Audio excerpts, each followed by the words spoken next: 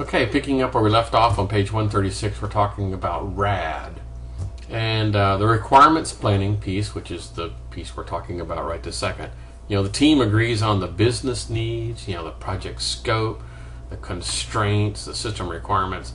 And typically, you go to management and say, okay, our team is done with this phase, will you sign off on it? And that, again, that's more like buy-in. When everyone is bought into the process and has some ownership, again, they're less likely to turn against you if things go wrong. So it's a pretty cool technique. Now, continuing on for the other portions of this diagram, the user design portion, typically the users interact with the analyst to develop the prototype. And I do mean interact. I mean sitting right beside you while you're working on something. That's exactly what we're talking about. A combination of JAD and case tools are used, and users understand and can modify a working model. They can look at a model and say, okay, I understand what's going on. I think you missed a step. And so this is critical. It's almost like you're teaching them a little bit about system design as you go along. And again, this is why you need a relatively competent and bright person to be helping you. The construction phase, this is where the program and application development actually takes place. Users can suggest changes to screens. They're a lot less likely to, say, oh, well, I think you shouldn't be using that, C# construct, or, no. They're not going to be into the coding part. But as reports and things are generated and screens, they're going to say, woo, move that button over a little bit. That's cool. And then, of course, the cutover date is, that's very traumatic because that's when you have to stop using the old system and move it over. So it includes the data conversion, the testing, change over to the new system, and, of course, the user training part. Very critical. You don't ever want to complete a system without doing the user training. Otherwise, you're really in bad shape. Okay. So on page 137, again, they talk about the RAD objectives. What's the whole point of RAD? Well, it's to cut development time and expenses by involving the users in every phase of development. Yeah, I kind of like that. Allows the development team to make necessary modifications quickly as the design evolves. Okay, so all is great. Okay, advantages. Advantages are the system is developed more quickly and with some significant cost savings, mainly because it just takes less time to put things together. The disadvantages is almost the same as what we did before with JAD, and that is it takes an awful lot of time and energy. There could be some startup time. I mean, you can't just grab some poor guy and say, okay, you're going to be my guy helping me with my model. You're going to be teaching them along the way. Yeah, unfortunately. So that means there's less time to develop the work because you're spending an awful lot of time teaching. And there's a statement in here which I don't necessarily disagree with. It talks about does not emphasize strategic business needs. In other words, the system might work well in the short term but miss the long-term objectives because the users don't see long-term. They see exactly what their requirements are today. And that's not necessarily a problem of RAD or JAD. That just means you didn't go far enough. That when you put together these requirements, you should have, talked to different levels of people. You should have talked to the low users that are going to be using the system, but you also should have been talking to managers and the strategic planners to talk about, where we're going to be in the future. I mean, for example, a very simplistic point of view is later on we're going to be talking about scalability. So you built this entire system and it works great, and then the company says, okay, we're opening a manufacturing plant in Cleveland, and so we want to use your system over there too. And you go, what? It's not, I don't have near enough, database storage, and, all because you missed a step. So it's not really a fault of the system, and so I kind of hesitate to say it's disadvantage of using RAD. It's just that you overlook something, and you could have overlooked that very same technique using JAD or RAD or or Agile or any of the other techniques. So I kind of don't like the fact that they call that a disadvantage. Okay. Again, we've talked about Agile a little bit. Let's go over kind of the overview of Agile.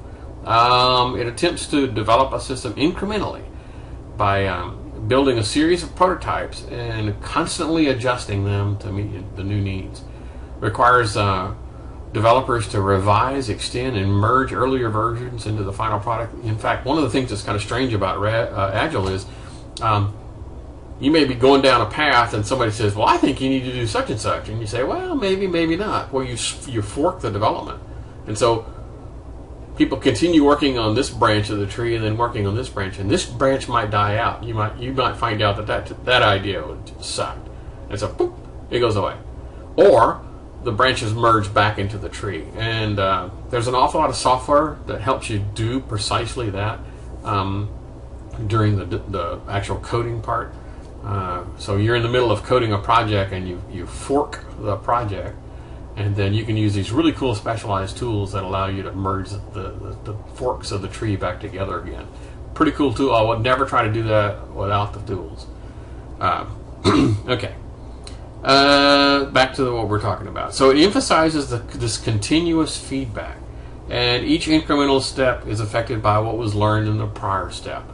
So Agile is jump in, get started, let's start working on something, and we'll just, pop these changes. I mean, very cool. I mean, we're talking about, in my case, we did daily builds, and we would say, okay, here's what I heard you say, what about this?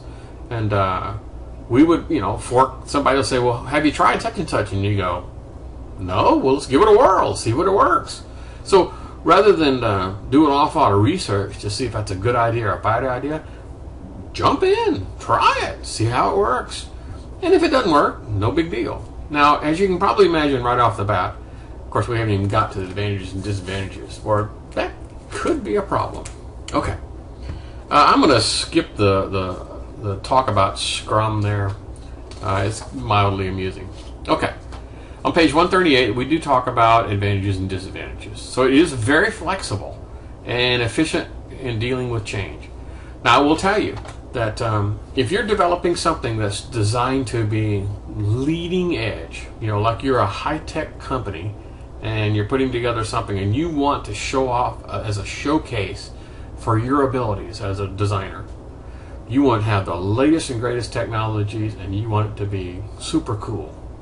Agile is fantastic with that, because you can get halfway through a project and a new feature will come up, or a new version of whatever you're using. For example, Microsoft Visual Studio. A new version of Visual Studio come up that has another cool feature, and you go, wow, I want that. Let's upgrade everyone's machines to the new version, and so we can start using this new feature. So yes, it is very, very agile. And these frequent deliverables constantly validate the project and reduce risk. I mean, since you're doing this over and over and over, there's less likely for someone to say, but wait, I thought it was going to have this feature. You go, no, you've seen 15 prototypes. What were you thinking? Okay, team members need to be high-level technical and interpersonal skills. You cannot do Agile in a very low-tech environment. It just flat doesn't work, because the people just can't help. They'd be more of a burden than a help. And yes, it's very difficult to determine how long a project's going to last using Agile, because your scope isn't well defined at the beginning. The scope kind of morphs as the project is going. Well, we think the scope is this. Well, then now it's this. Well, no, now it's this. Whoop, now it's this. And so if you were to say, well, I think this project's going to take 6 months to do, you're guessing, because you don't know how long it's going to take. And conversely, you don't know how much it's going to cost. So Agile is really dang cool. And works really well if it's an in-house team where you don't have to pay their salaries. I mean, if you were hiring somebody to come in to put together a project using Agile, they would probably bid on a time and materials type of thing. We say, well, we don't know how long we're going to be here, but it's going to cost you $100 an hour. That's our bid. But if it was in-house, you're paying the people anyway, whether they're sitting around watching TV or working on projects. So in that particular case, Agile is very cool. So in-house development, cool.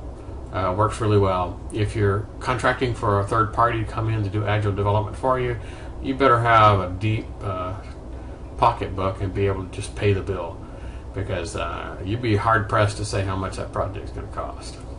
Okay, so that is Agile. Agile, and it may sound like I'm down on Agile. I'm not. I think Agile is great, but there are places where it works well, and there's places where it does not work. Okay, let's talk about the modeling tools and techniques on page 139. They talked about some sort of graphical method and some sort of a non-technical language that represents how systems actually work. And you can use all sorts of tools to get this to function. And the first one we're going to talk about this is functional decomposition diagram, an FDD. Okay, an FDD basically looks like an organizational chart. So this is following that preview case where they have this library, and so here's the library, and here's the functions that this is not an organizational chart of people. This is a functional organizational chart, and library operations, and there's book management, and so these are the functions that have to occur under book management. Is add and receive books, and you check out books, and you archive things, and you update users, and you generate reports. So this is a functional diagram. So I think it's pretty cool. Functional decomposition diagram. It allows you to kind of sort of, when you're done with one of these things, this almost becomes like the menu for the software. Can you just imagine, for example, that after you put this diagram together, do you think there's going to be a menu that says add, remove books, check out and return books, archive, user update, and generate report? Yeah, these are the major functions of the application that when it's finished. So yeah, this decomposition is basically going to help you a lot later on when you're designing the application, because you basically told it what the 5 major functions of this application are. You're probably going to have 5 screens or 5 buttons or 5 menu items that get you to these 5 parts of your application. Okay. So I like functional diagrams because they help me as a developer. The next one, modeling tools, is this business process modeling. And they call these swim lanes because it kind of looks like a swimming pool with lanes lined up. And so, and talk about, in this case, order processing. And so, what's the step-by-step it has to do for each one of these things. And this is kind of cool, too, because this tells you kind of like, the other one was major sections of the application you're going to develop, and this is almost like screens. Like I need an order process screen, and then a prepare billing and shipping, obtain credit card data screen, some sort of validation screen, So it kind of helps me again. This is slightly more detailed than the functional decomposition because it talks about individual pieces that have to occur.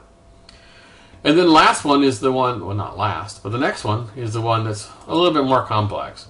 And this is the data flow diagrams. Now, up to this point, an average user could look at this and go, yeah. And this one, they can go, yeah, that makes sense. Now, when you get into this one, they're going to look at it and go, yeah, okay. So I'm adding a book. So there's books going in and books coming out, and there's copies. I don't know what all that means. And this one gets a little bit more complex. But this is, again, kind of sort of designed for the developer. Now, don't get me wrong, I'm not talking bad about data flow diagrams because we got an entire chapter coming up talking specifically about this. It's just that the level of complexity of this is a little greater than the others. So this is probably a good place to stop for the 15-minute mark, and we'll pick this back up in just a few.